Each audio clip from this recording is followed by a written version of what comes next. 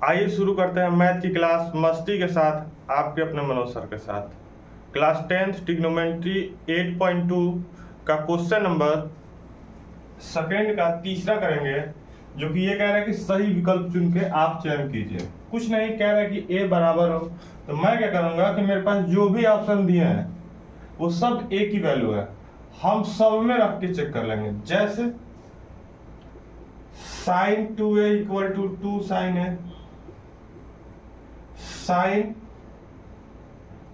2 A की जो value है, ए की वैल्यू पहले हम 0 रख के सॉल्व करेंगे और यहां क्या रखेंगे 0 डिग्री। अब ये जो है 2 में 0 का मल्टीप्लाई करेंगे 0 डिग्री ही होगा। ये जो मल्टीप्लाई करेंगे हम साइन 0 के वैल्यू से मल्टीप्लाई करेंगे, और साइन 0 के लिए मैंने आपको बता रखा है 0 के लिए होता है 0 10, तो ये 0 ही होगा, और ये भी आपका 2 से मल्टीप्लाई होगा तो ये क्या हो जाएगा 0। और ये जो है साइन 0 की वैल्यू हमारी 0 ही होती है, यानी कि ये जो है 0 रखने पर मान हमारा बराबर आ जा रहा है।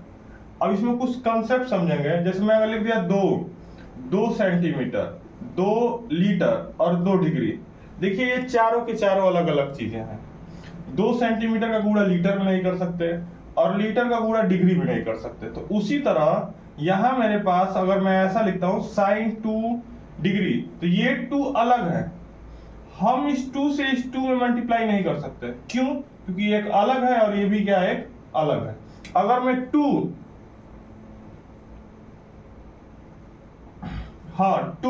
ये देखिए, ये जो है ना, ये पूरी चीज है, ये पूरी चीज एंगल दिखा रहा है, एंगल। उसी तरह अगर मैं ऐसा लिखता हूं साइन 2 और फिर यहां मैं लिख दिया 2, तो देखिए यहां मल्टीप्लाई होगा। क्यों? क्योंकि यहां अब ये पूरा ही थीटा है।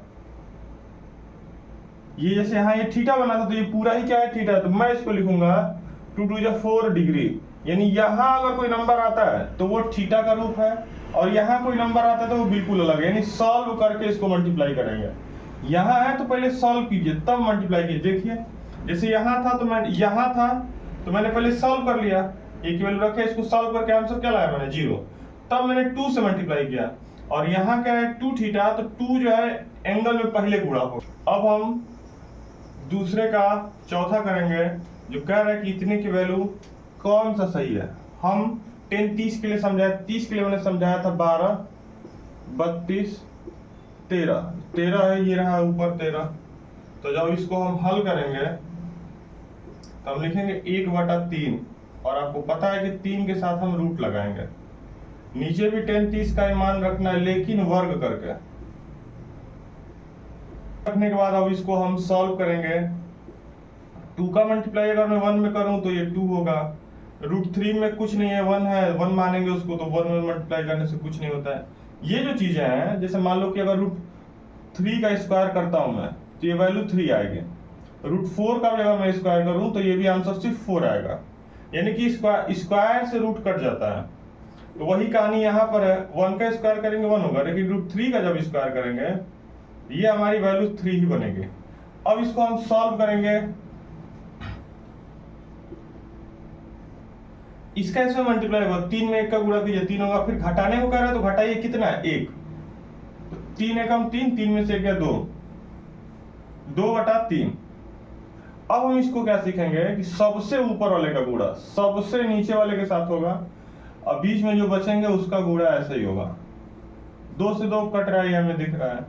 इसके बाद अगर 3 है, मुझे इसको रूट में बदलना है, तो हम रूट लेकर इसको 2 बार लिख सकते हैं, यानी √3 का गुणा √3 में करेंगे तो सिर्फ 3 आएगा। अगर √2 है, अगर इसको 2 बार रूट में गुणा करें तो कोई फर्क पड़ने वाला नहीं। तो उसी तरह हम ये वाला नियम यहां लगा देंगे, तो हमारा बनेगा √3 × √3, और 2 तो पहले से कट गया, और फिर √3। तो ये जो है कट के आंसर क्या आ गया, √3 और नीचे 1। आइए हम उसको सॉल्व करते हैं। 60 के लिए मैंने क्या पढ़ा है आपको, 32 12, ये साइन 60 है, 32 रूट में रहेगा, 10 60 है, तो 60 के लिए 32 12 31,